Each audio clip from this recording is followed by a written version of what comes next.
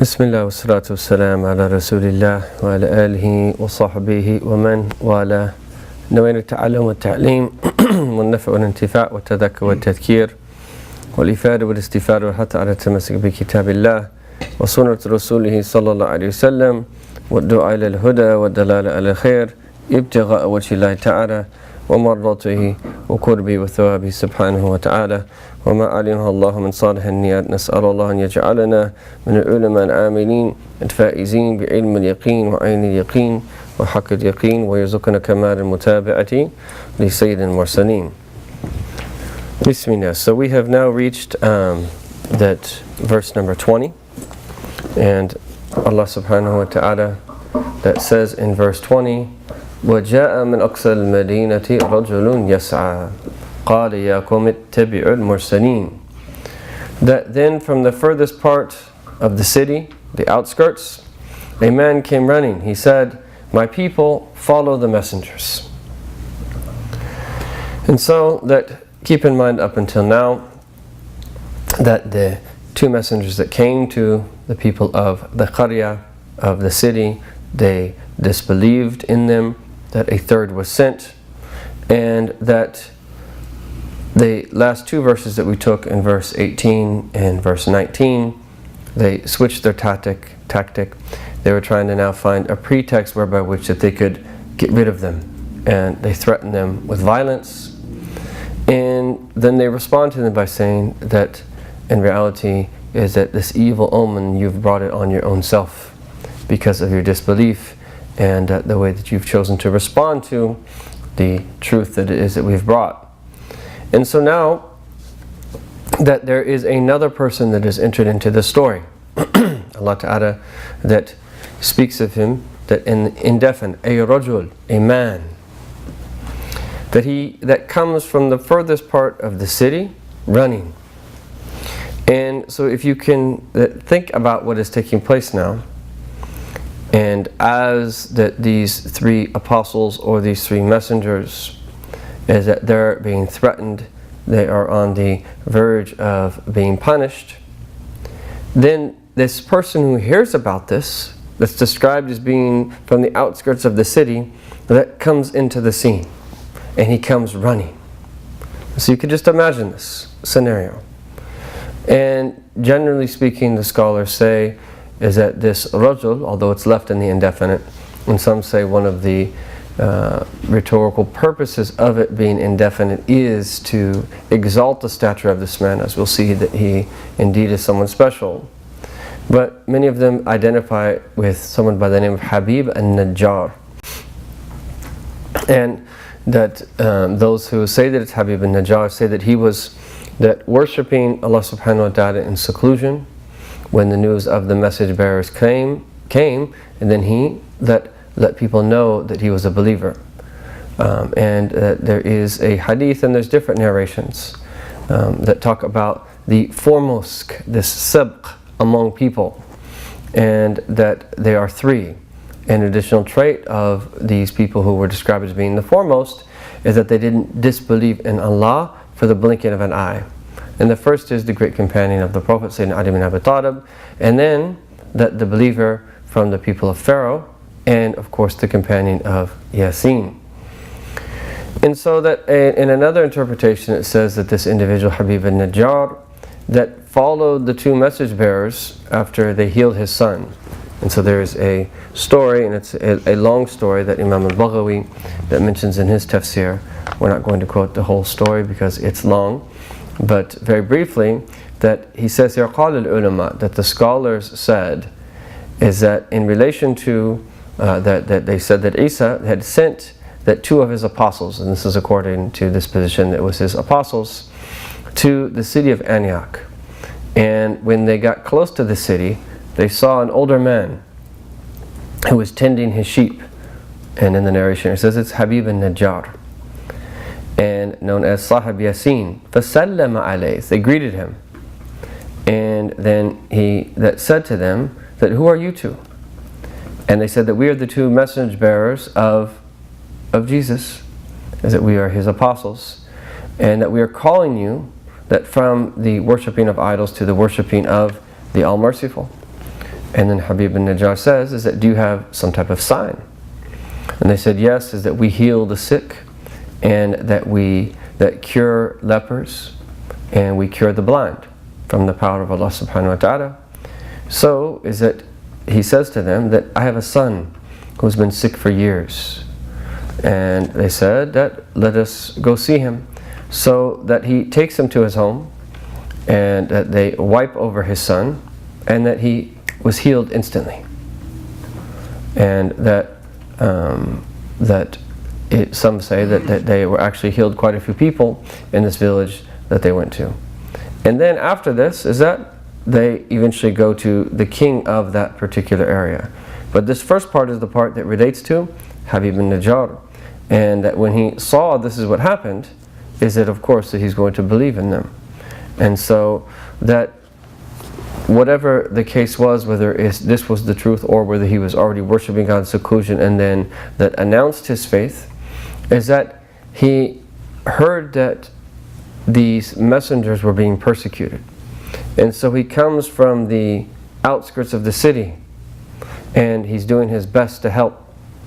And so that again, if you think about this, is that imagine that all of the people that are around in the pre-modern world, and the way that this would have been conducted, and this is done that in front of a large number of people, and they are threatening these messengers on the verge of punishing them.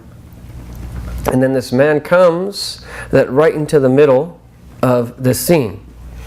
And the way that Allah Ta'ala says it, وَجَاءَ مِنْ أَقْصَى الْمَدِينَةِ رَجُلٌ يَسْعَى. Allah described him as coming from the furthest part of the city, and he was yas'a, he was running. So just imagine him running into this situation. And this also indicates to us about what type of person this was. What was it that motivated this individual to come from the furthest part of the city and to go stand up for people that were being wrongly treated, knowing is that his life could be on the line. And that this is why that it is the hadith that says that أفضل الجهاد كلمة حق that and the sultanin jair. The greatest jihad is to speak a word of truth in front of an oppressive ruler. This is the greatest jihad of all, because you are giving victory, or you're attempting to give victory to the truth. And so that he runs into this situation, and knowing full well is that his life could be on the line. Knowing full well is that just as that they had persecuted and disbelieved in those messengers, that the chances of them believing in him or taking what he said to be true, that was slim. Despite this man was moved. And these type of people are few and far between. The vast majority of people cower away from any conflict. The vast majority of people cower away from living a life of truth and standing up for the truth. This story should inspire us to be people that if we believe in something, is that we stand by what it is that we believe in. If we have principles, is that we adhere to those principles and we stick to those principles. And if we believe in something, that we do not compromise anything in relation to our belief. And what ends up happening is, usually, is that people slowly start to compromise in small ways. And then a small door opens, and then another door, and then another door, another door, and another door, until we end up losing everything altogether. There are certain things that are black and white where there is no compromise.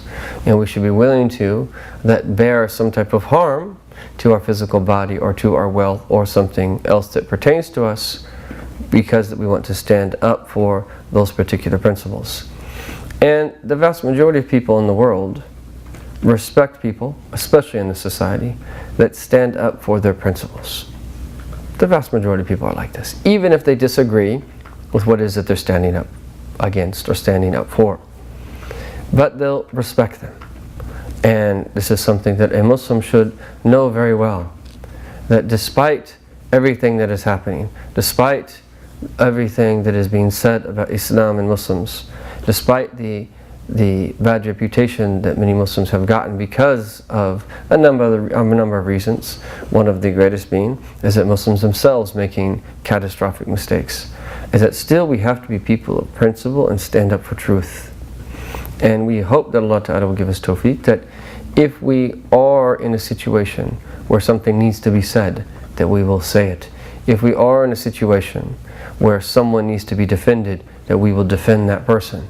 If we are in a situation where someone needs to be protected, that we will protect that person. And this is what we ask Allah Ta'ala for. And this is one of the meanings of the story, is that he came from the furthest part of the city running, and he comes right into the situation, knowing fully well the consequences of what he's doing. And then he says three things. The first thing he says as he comes among them is, Ya qawm ittabi'u al-mursaleen. He said, my people, follow the messengers. And so immediately he comes among them that acknowledges that they are messengers, and that acknowledges is that they are bringing truth, because he's telling them to ittabi'u, telling him to follow them. And the idea of that following is that not just believing in those teachings, but embracing them, and that in all of the different aspects and all of the different things that these teachings pertain to, is that taking those into their life and putting it into practice. This is the very first thing that he says.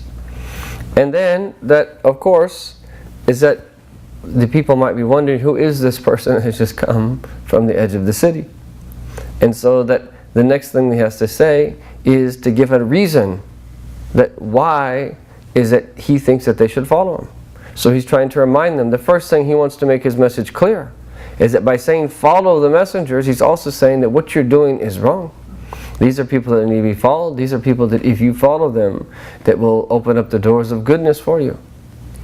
But then he says that ittabi'u man la yas'alukum ajran wa hum muhtadun. Follow those who do not ask you for any reward and who are rightly guided. So these are the other two things that he says. So the first was follow the messengers. The second is ittabi'u man la yas'alukum ajran. Follow those who do not ask you for any reward. And this is something of the utmost importance, because a lot of people will wonder when someone is calling to something, what is the ulterior motive? Why are they doing that? There must be some reason. And this is not just in the time of the Prophet ﷺ, this is in previous times, and even to this day. People are very wary of being called to something because they think that there's some type of ulterior motive that the person has behind it. There's something that they're going to get out of it. And people will say, nothing is for free. How could someone give you something for free? Everything has its price. And that when you're being called to something, is that most of the time, is that the vast majority of people that actually do have ulterior motives, they have a reason that they're doing it, and it's not based upon a sincere intention of truly doing it for the sake of Allah Ta'ala. It's usually something of a worldly nature. And so that he reminds them and he says to them is that these are people who are not asking you for any ajr, any reward or any recompense. Meaning is that these are people who are not doing it for the sake of their own selves. These are people that are not calling to themselves. These are people that don't have ulterior motives. Is that these are people who truly believe in the oneness of Allah, and that He is the only one who deserves to be worshipped, subhanahu wa ta'ala. And that if this be the case, and that they're not asking you for any recompense, this is a sign of their sincerity. And that this is why we see also that on the tongue of Sayyidina Nuh is that فَإِن تَوَلَّيْتُمْ فَمَا سَأَلْتُكُمْ مِنْ أَجْرٍ إِنْ أَجْرِي إِلَّا عَلَى اللَّهِ وَأُمِرْتُ أَنْ أَكُونَ مِنَ الْمُسْلِمِينَ. And Noah says, and if you turn your backs, I have not asked of you any recompense. My recompense lies only with Allah, and that I am commanded to be among those who submit. And then that the Prophet ﷺ, as that also was that commanded to say this in Surah Al-An'am, قُلْ لَا أَسْأَلُكُمْ عَلَيْهِ أَجْرًا in huwa illa dhikra lil alameen. Say that I ask you for no ajr, I ask you for no reward, I ask you for no recompense. Indeed, that it is only a reminder for all of the worlds.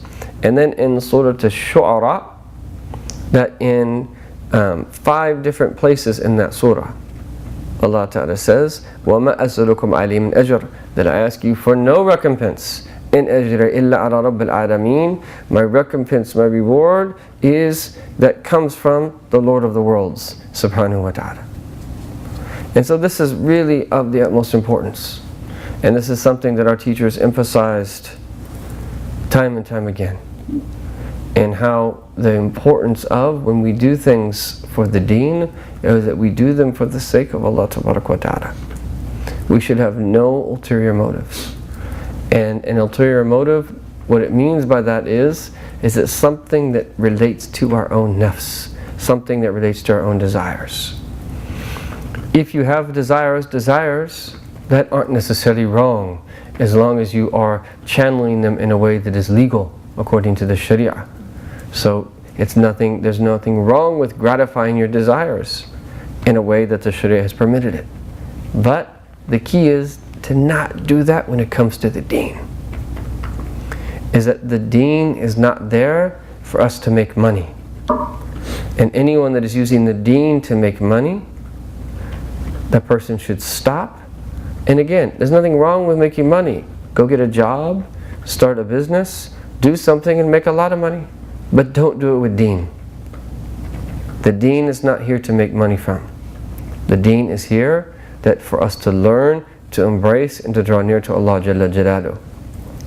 And the teachers that Allah Tabarak wa Ta'ala have blessed me to study with, I could say, not knowing, but with full confidence, that they have never accepted an honorarium in their entire life. Ever. It's inconceivable for them to get paid to do a program, or to teach, or to convey the message. Inconceivable. And usually, they actually come out of their own pocket to take people with them on the trip, and they take care of their own accommodations and so forth and so on. The most that they will allow is for people to arrange their travel expenses and things of this nature, which is totally understandable. And in many cases, is that they even do that. This is the way they are. And they're very, very cautious. And if someone ever gives them to something, is that they just pass it on and they distribute, or they give it to someone else. But to do something to do a program for the sake of money.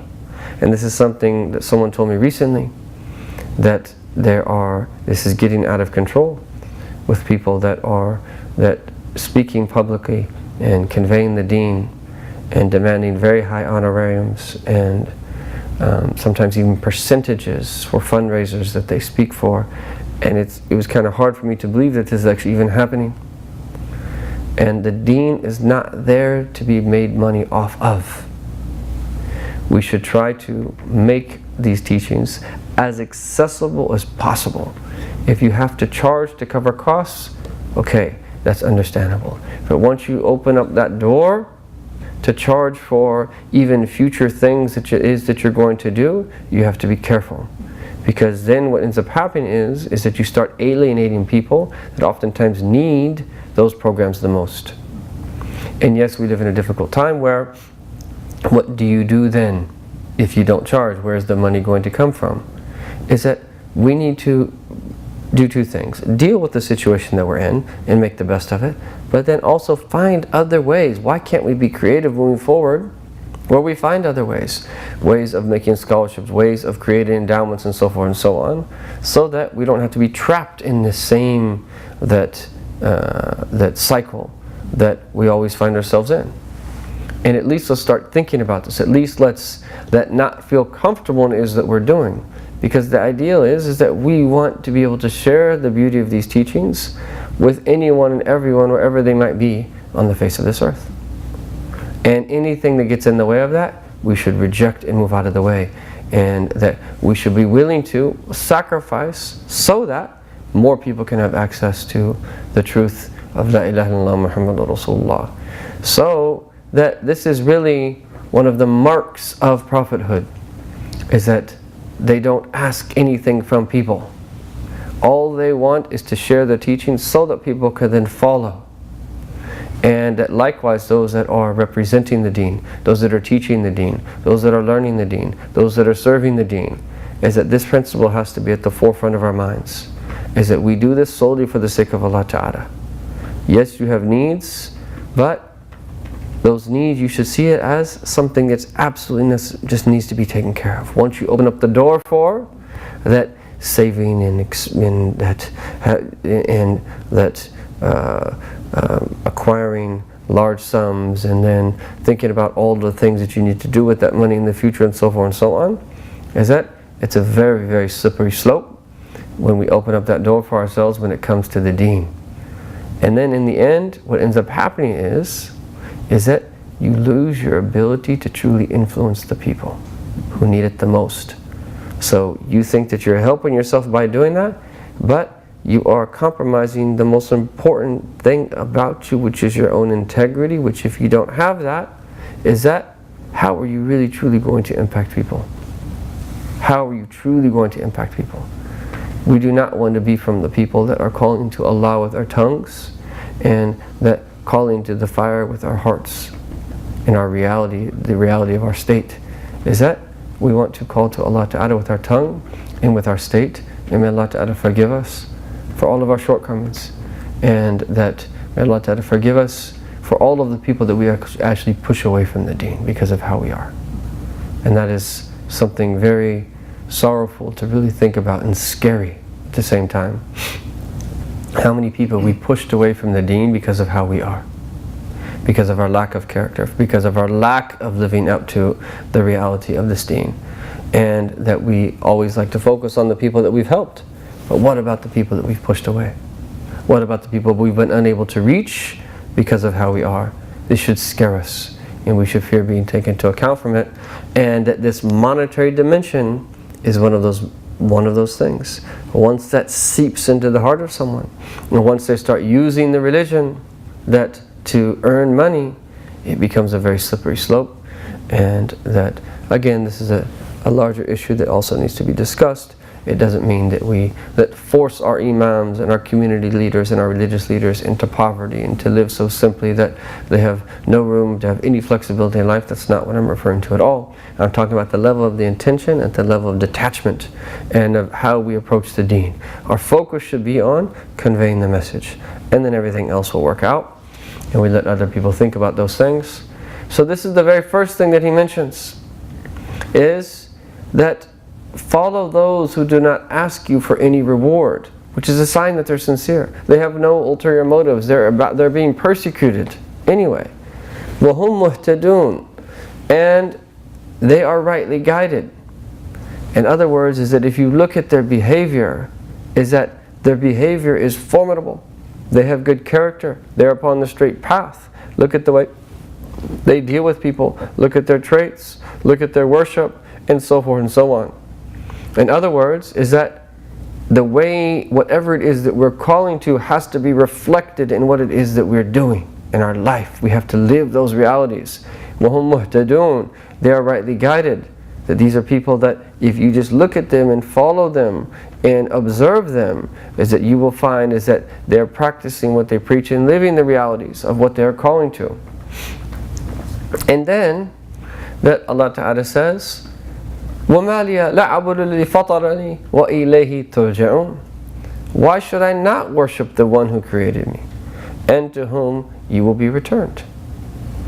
And what it appears here, as some of the Mufassirin have said, is that when this situation was taking place, the people who were persecuting the message bearers were a bit surprised by this individual all of a sudden coming upon the scene, and then mentioning these things about the messengers. And what seems to be reasonable to conclude, because they obviously in the end did kill this individual, is that they became very angry, and they moved their attention from the messengers now to this particular individual, and that there's a conversation, it seems to have taken place, and we only know certain details of that conversation that Allah Ta'ala mentions here. But it seems that there was a little bit of a back and forth. And so some of the scholars have posed what some of those questions might have been. And that as this person comes in and says these things and makes these claims, is that many of them that might have looked at this person and said to him that, have you believed in these messengers and left the way or the religion or the beliefs of your people? And then if he came in that way, that suddenly, with such purpose, he would have likely affirmed that right off the bat. He's indeed saying that, he's already saying that they're mursaleen. And that they might have that then asked him that who he worships, and has he left the way of worshipping the idols of their ancestors, and he would have probably confirmed this. And so that it's here then that once he confirms that he worships that one God, and to keep in mind that they were polytheists, is that the next verse, or when Allah Ta'ala says here in this verse, وَمَا لِي أَعْلَى الَّذِي فَطَرَنِي وَإِلَيْهِ تُرْجَعُونَ, why should I not worship the one who created me and to whom we will be returned? And so here, that it's to cause these people to think, is that why would we not worship the one who created us, subhanahu wa ta'ala? And this was appropriate for this particular situation, for people that move towards the worship of idols. And if we look at this word, that fatara, there is a word that is derived from it that we all know, but it's a very important word, and it's fitra. Your fitra is your innate disposition, it's your primordial nature. And that Allah Ta'ala says, فَأَقِيمْ وَجْهَكَ لِلدِّينِ حَنِيفًا فِطْرَةَ اللَّهِ الَّتِي فَطَرَ النَّاسَ عَلَيْهَا, and that to turn your face towards the deen as a hanif. And then that the primordial nature that Allah Ta'ala has originated a people upon, originated mankind upon. And so the idea of fitra is that this is how we were in the beginning. This is how we were created to be. And that as we enter into the world and we become socialized, and through a process of acting upon our inner speech and making decisions, is that we oftentimes move away from the fitrah. But the fitrah is that original state that also indicates our potentiality, our potential as humans. And so the idea of the fitrah, one of the ways that we can see it is that it's that state that we were in when we were standing before Allah. And it's what we have to recapture once we enter into this lower world, and we fall victim to the pull of it, is that we have to try to rediscover our fitrah. And we have to try to purify our hearts so that it can fulfill its purpose, which is to know Allah Tabarak wa Ta'ala. So the fitrah relates to our uncovering, or having uncovered for us, the Adamic potential of attaining ma'rifah, of knowledge of Allah Jalla Jalaluh. And so that this relates to ultimately the whole purpose of existence, which is to know Allah Jalla Jalaluh. So he's reminding them of the Creator, the Originator, the one who brought us into existence, subhanahu wa ta'ala. And then in verse 23, أَتَّخِذُ مِن دُونِهِ آلِيَةً إِنْ يَرِدْنَا الرَّحْمَنُ بِضُرٍّ لَا تُغْنِ عَنِّي شَفَاعَتُهُمْ شَيْئًا وَلَا يُنْقِذُونَ. Shall I take a God apart from Him? If the All-Merciful desired harm for me, their intercession would not help me, nor would they save me. And so he first takes it back to a knowledge of the Creator, the Originator, subhanahu wa ta'ala. And then he's going to treat this idea of worshipping other gods. And keep in mind is that they affirmed earlier that Allah was the Rahman, so they affirmed the existence of God. But they believed that by worshipping other gods, it could get them closer to that Allah, or to God. And so that he wants to treat this now and say that, and put it in the form of a question, where he's simultaneously rebuking them And the answer is very clear. Shall I take a God apart from Him? That why would we do this? Right? When He's the one who's created us, subhanahu wa ta'ala, and then He's bringing a proof to understand how this really works. If the All-Merciful desired harm for me, their intercession would not help me, nor would they save me. And this is something that is obvious. Is that what are they really going to do for you? Nothing.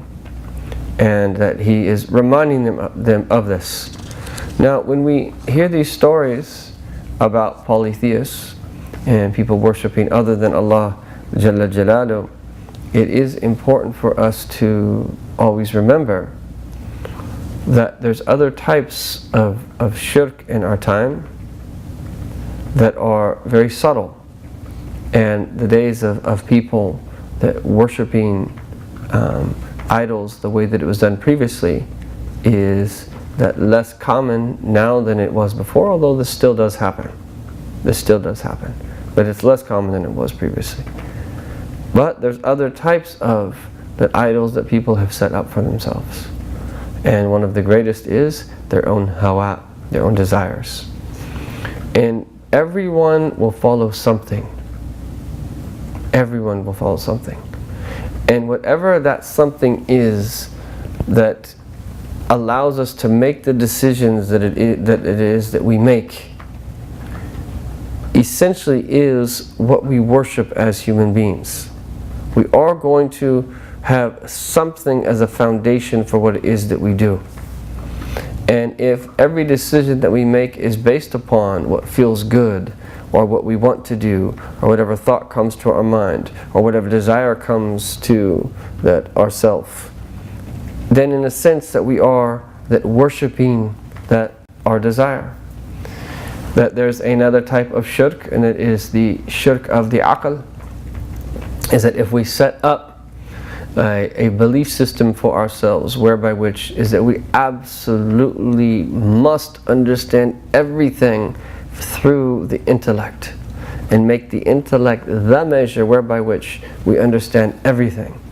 We don't believe that there's anything super rational, and we've made that decision to understand everything fully through the intellect, then that's a type of shirk. And this is the essence of what happened. To summarize, that one of the consequences of a several hundred-year process in the West that led us to the situation we're in today, that chaotic situation we're in today, which is where that the intellect was placed over revelation, where the intellect becomes the criterion whereby which that all matters are judged. And the intellect has an amazing ability, but there are certain things that the intellect cannot fully grasp. The intellect is limited in a sense in what it can fully grasp. And this is the way that we've always seen it. There are certain things that no matter how much you think about them, there's no way for the intellect in and of itself to come to a conclusion about what's going to happen after death. That's super rational. That's beyond the ability of the intellect to come to that conclusion.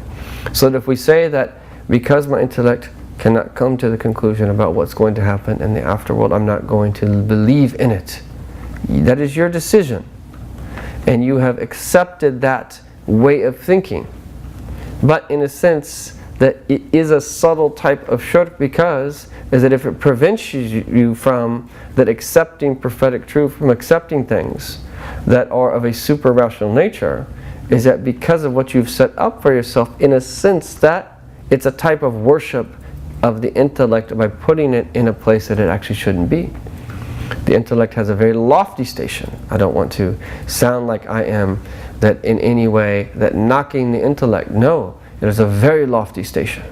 But its purpose is to understand revelation. Its purpose is to help you believe in revelation and to put it into practice. And in relation to the purpose of human beings, it's to get you to the door, but it's the heart that gets you in. Knowledge of Allah, or ma'rifah, the locus of that knowledge is the heart. The intellect can get you to the door. The intellect plays a great function and has a great purpose. But we can't expect it to come to a conclusion that is beyond its scope. And likewise, the senses, you could say the same thing. Is that if you just say, I'm not going to believe in anything unless that it can be scientifically proven. First of all, what does it mean to be scientific? Second of all, what actually is a proof? Which are huge questions in and of themselves. But then, on top of that, you've just basically said that unless it can be understood through the sensory, I'm not going to believe in that thing. You've made that decision. And by doing that, this is a type, potentially, of shirk. Because is that you have that forced yourself to see the world through that particular lens, and that you won't accept certain things that based upon the way that you are thinking, but you've chosen to see the world like that. Anyhow, because I don't want us to get distracted and say that, well, there aren't people that are worshiping idols around me. And there are very subtle forms of shirk, and we should always be aware of that. And there are other meanings that if we reflected upon this, that we would be able to find different parallels and different psychological responses and so forth. And this is really what we want to do to bring the Quran into our lives. And so that the idea of shafa'ah is that something that we believe that Allah Ta'ala will give certain people the ability to intercede. Allah Ta'ala will give the prophets the ability to intercede. Certain people from their communities, He'll give them the ability to intercede, but that is solely from the will of Allah, if He allows them to intercede. And as Allah Ta'ala says in Ayat al-Kursi, مَنْ ذَا الَّذِي يَشْفَعُ عِنْدَهُ إِلَّا بِإِذْنِهِ, who is it that will intercede that with Him except with His permission? If Allah Ta'ala permits someone to intercede, that they'll have the ability to then do so. And so that He is now that treating this fact that these other idols that you're worshiping, they're not going to help you, they're not going to benefit you. If the All-Merciful wants to harm me, that they're not going to help, nor are they going to save. And then that after saying this, that in the form of a question, that inni idhan lafi dhalalin mubin, if I were to do this, right, take gods that apart from Him, truly then I would be in manifest error. In manifest error. And this idea of dalal mubin is a state whereby which someone's mistakes and the wrong that they do is that causes them to stray from the way of truth. MashaAllah. And then what appears to have happened is that after they're having this conversation and he is saying what is that he's just said, is that it appears is that now that they have had enough of this person, and the same thing that they had threatened the previous apostles or messengers with, now they want to carry out immediately with this particular individual. And that's why the next verse in 25 is Inni amantu bi rabbikum fasma'un. La ilaha illallah. That truly I believe in your Lord, so listen to me. So listen to me. And that according to some, that this means is that it's the call to the people. This is his last attempt to call people to following the messengers. And there is another interpretation, which it is to that asking the message bearers to bear witness on his behalf before Allah. Inni amantu bi rabbikum fasma'un. So just isma'un, listen to what I'm saying, so that you can bear witness that for me on the day of judgment, that I believe properly and I'm doing what it is that I should do. Or it's his last attempt to call the people to this truth. And then it was right after this is that they killed him. And that some of the commentators say is that they started to stone him. Again, if you remember, there was a mention of stoning before, is that they started to stone him. And in one narration is that as they are stoning him, that he's making the dua, Allahumma hdi qawmi, O Allah, guide my people, فَإِنَّهُمْ لَا يَعْلَمُونَ, because indeed that they do not know, which is the dua that our Prophet made, sallallahu alaihi wasallam. And as they're stoning him, you can imagine, you're not going to die right away. That's a very painful death. Is that he's praying for them, he's praying for them, and he's praying for them. And others say that that all attacked him and then just beat him to death. And others say that he stoned him. But what they do mention though is that he was making dua for them, right, as this was happening. And what this tells us is that the mercy that we should have towards our people, and that the greatest manifestation of that mercy, which is desiring that a noble end for all people in the hereafter. This is the greatest mercy that we can show towards people, is desiring people to attain eternal salvation. And then another type of mercy is a mercy that we show that relates to all of the worldly needs of people, and that we want everyone to be taken care of. But then, after this, so he says, truly I believe in your Lord, so listen to me. And then they kill him, and he's martyred. And then in verse 26, قِيلَ لُخُلِ الْجَنَّةِ, it was said to him, enter Jannah, enter into the garden. قَالَ يَا لَيْتَ قَوْمِي يَعْلَمُونَ, and he said, if only my people knew. He's just wishing that his people would have known. And known what? What it is that he's experiencing. And so that the angels that of mercy is that they said to him after he died, enter into paradise. Enter into paradise. Udkhul al-Jannah. That enter into paradise.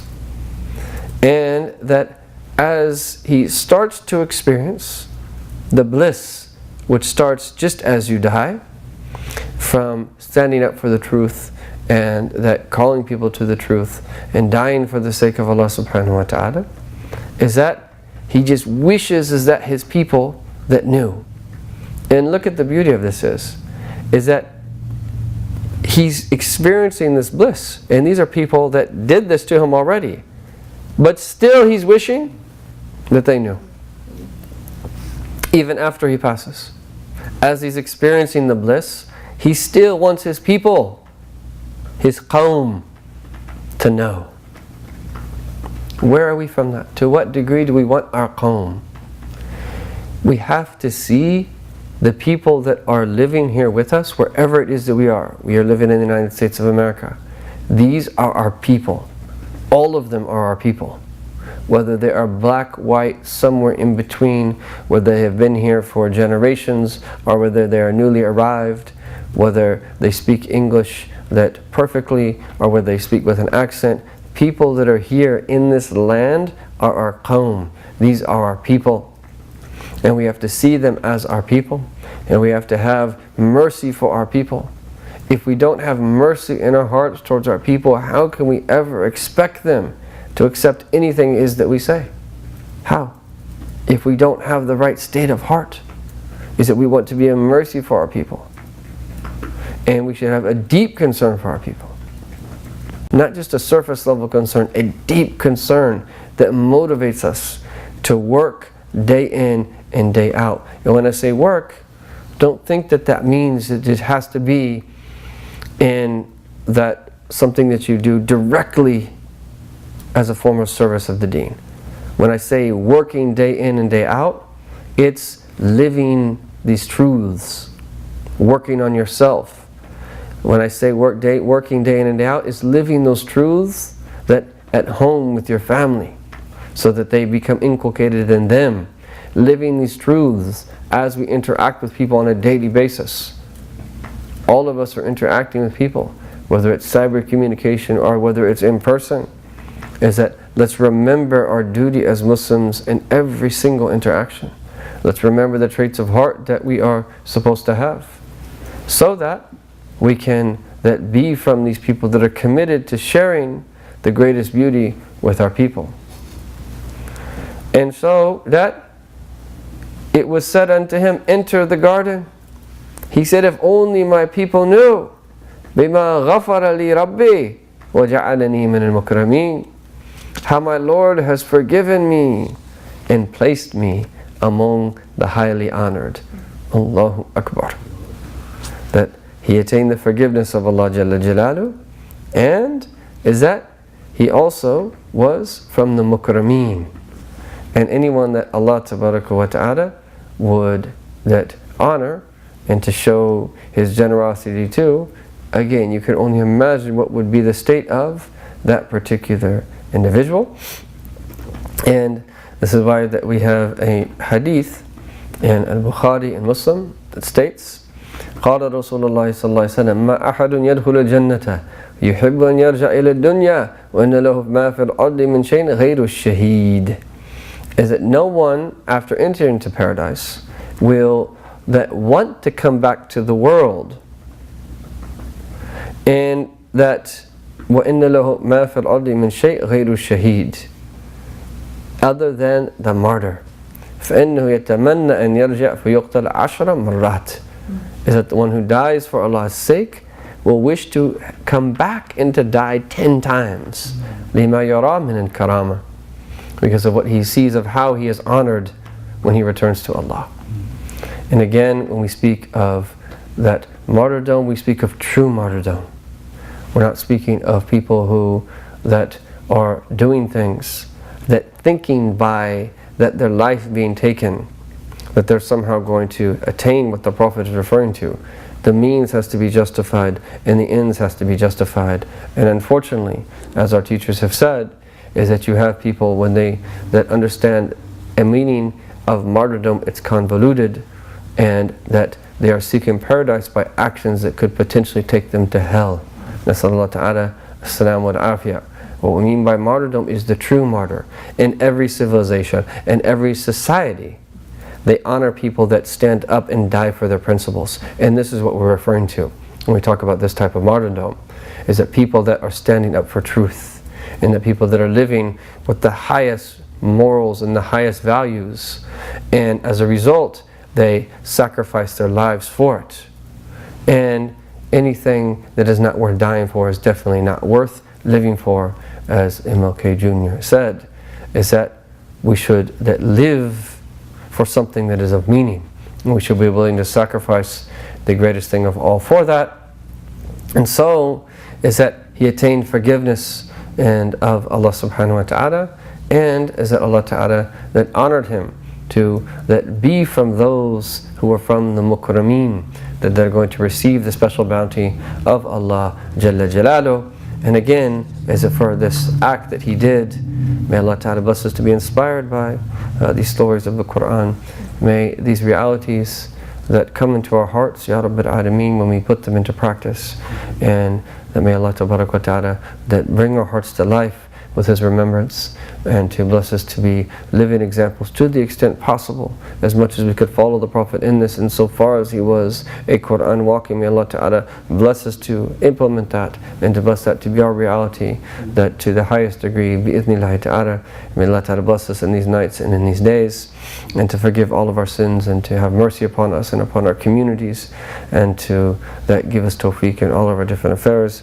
Wa sallallahu ala Sayyidina Muhammadan wa ala alihi wa sahbihi wa sallam. Walhamdulillahi Rabbil Alameen.